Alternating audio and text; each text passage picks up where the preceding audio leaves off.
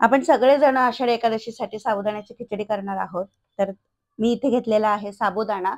जवळ-जवळ 1 कप आहे आणि तो रात्री 2 पाण्याने हलक्या हाताने चोळून धुवून घेतला आणि अगदी इंचभरच पाणी वरती ठेवायचं आणि रात्रभर भिजत ठेवायचं आहे.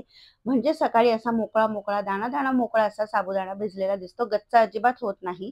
कारण जास्त पाणी त्यामध्ये घालायचं नाहीये भिजवताना. फक्त साधारण 1 पेर वरती राहील एवढंच पाणी घालायचं आहे.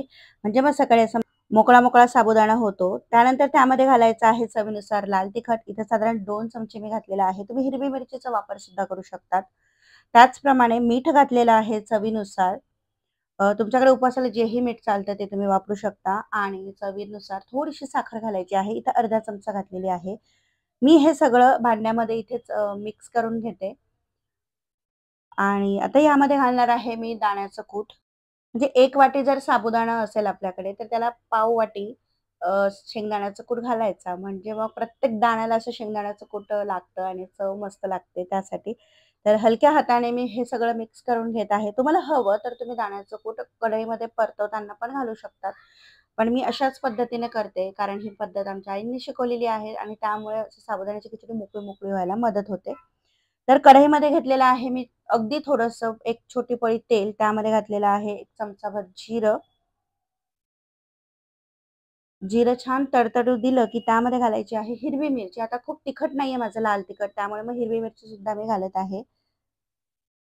हिरवी मिरची 1 मिनिट परतवून घ्यायची आहे आणि त्यानंतर साबुदाणा मी यामध्ये एकत्र करून घेते. तर एकादशीच्या दिवशी तुमच्याकडे काय-काय पदार्थ बनवतात उपवासाचे कमेंट करून नक्की सांगा. आणि साबुदाणा कढईमध्ये जेव्हा आपण टाकतो झाकण ठेवायचं नाही. फक्त हलक्या हाताने त्याला परतत राहायचं आहे. म्हणजे त्याचा दाणा आणि दाणा व्यवस्थित शिजतो पण आणि मोकळा पण राहतो. नाहीतर मग साबुदाण्याची खिचडी गच्च होते. आणि शेंगदाण्याचं कूट आहे त्यामुळे मग तेल सुद्धा जास्त घालायचं नाही. कारण शेंगदाण्याला ऑलरेडी तेल रिलीज होतं म्हणून. तर इकडे हलक्या हाताने मी परतवत आहे. थोडंसं मीठ कमी वाटलं त्यामुळे मीठ टाकलेलं आहे. आणि इथे झटपट माझी खिचडी बनवून तयार होत आहे.